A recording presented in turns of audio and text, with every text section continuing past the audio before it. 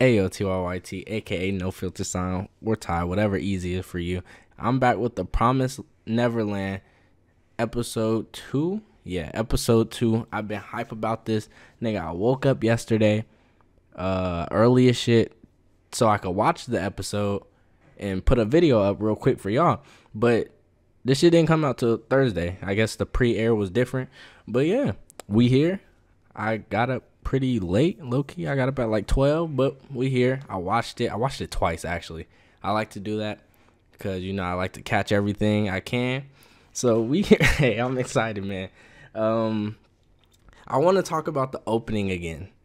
The opening, I saw a little bit of foreshadowing, which actually happened later in the episode, which was hilarious. But I'll talk about that a little bit later because I don't want to talk about it now. And then, you know, I just want to talk about it, and then we're going to get through it. So, so yeah, the little foreshadowing. I just want to say the opening is so good. I want to gush about the Promised Neverland real quick. Just real quick. I just want to gush about it real quick. So, the Promised Neverland is so good that it's won Anime of the Year for last year. That's how good it is. Like, this anime already is better than all the anime that were up for Anime of the Year last year. Sorry, A Place Further Than the Universe. Sorry, Devilman, and fuck all that. You feel me? This is already better. So, they got the opening of the year, ending of the year. Bruh, the soundtrack is fire. Bro, during the... I'm getting ahead of myself. All right, so I want to talk about the music. The music in each scene is crazy. Like, it builds so much suspense and pressure in your chest. I know you be feeling it too. When I'm watching, I feel it in my chest. I just be like I'm there. Like the mom just pulled up on me and she's staring at me with that crazy ass look on her face. I'm like, what's she looking at? You feel me? So, man, where do I even begin?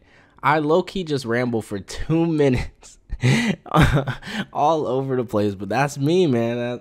I'm just always all over the place with the videos. But yeah, it starts off with this episode. Damn, that shit loud as hell. The construction going on outside. But Norman and Emma are pretty much going through this episode trying to think of different ways they can get out, and trying to figure out different things that they don't really have the answers to. Like, I don't know, why is this happening? Different shit like that. So they're trying to figure out how to escape. So they think, oh, we can escape through the forest. Nope, because there's a big ass wall. They're like, oh, maybe we could get rope. I still don't understand how the fuck they gonna get over with rope, but we're gonna figure that out when we get there. And then they were thinking about, like, oh, why are they doing this? Why are we being, getting like this? And they come to figure out that 6 years old is normal, and then like the high grade shit is the 12-year-olds. So they pretty much realize that, damn, we almost 12, we the high grade, like we probably next. So they're trying to figure that out. And then there was a moment where one of the kids got lost when they were having their free time, and she opened this little watch. Well, I thought it was a little watch, a pocket watch, but it wasn't. I guess it's for the tracking devices. So we have learned that there are tracking devices in all the kids. I don't know if it's implanted in them or the numbers are the tracking devices, because that would make more sense, because, it's on them. It's like pretty much a tattoo. Oh, I'm guessing it's a tattoo. But yeah, man, so she pretty much shows them, like, yeah, y'all ain't escaping. Y'all can't go nowhere. Simple. And so they figure that out. They're horrified. What's crazy is the kids, they don't even really act like kids, bro. Like, if I was in this situation at their age, I wouldn't be able to do none of this. But they're just, bro, the characters are so good. But they were talking in the hallway, and then Norman got called over for some bullshit. The clock wasn't working or something. And he went to come back and cut the corner.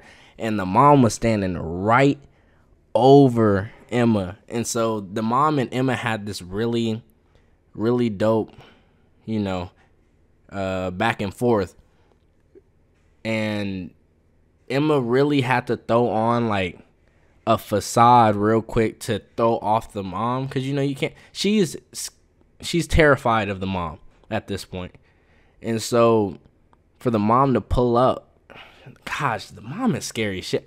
Bro, this show has scared me more in the first 2 episodes than any scary or horror anime I've ever watched it did. Like, shit's crazy. It has everything, bro. Like, this shit's so good.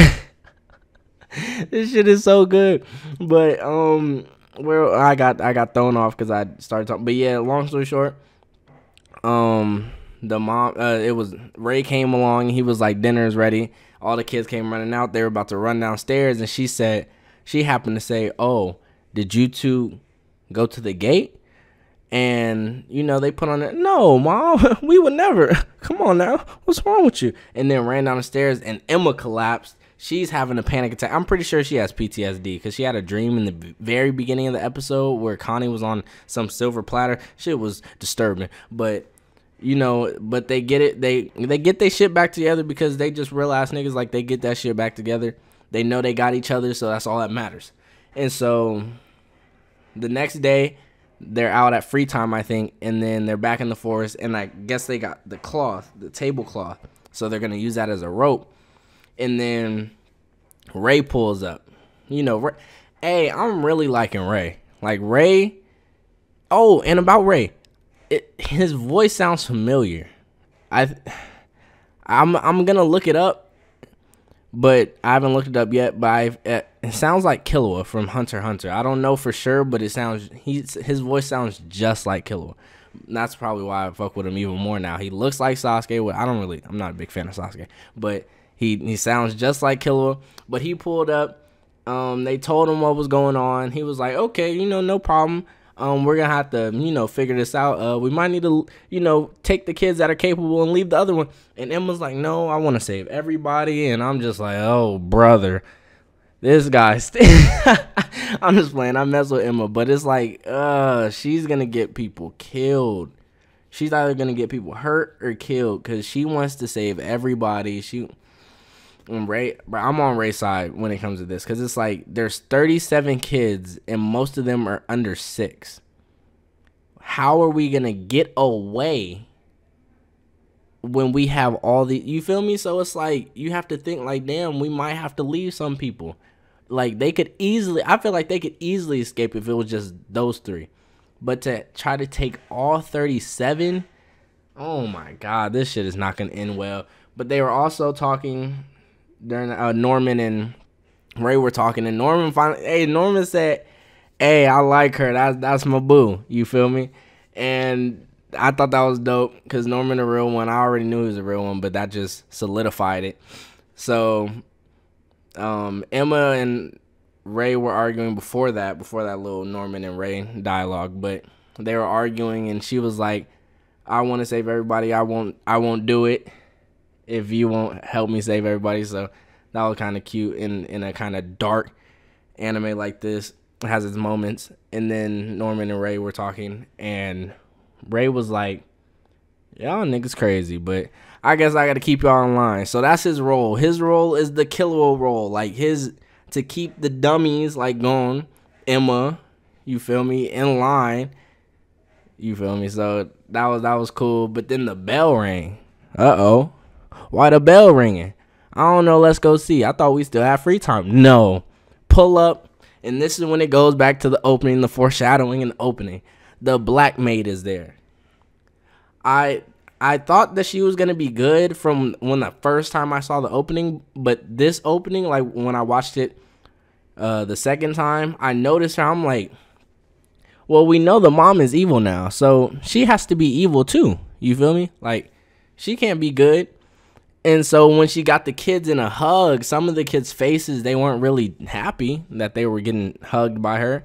She was probably strangling them motherfuckers. So when she pulled up, I was like, oh, look at the mirror. Like, it's a mirror because it's like Emma and Norman, they gained Ray on their team, right?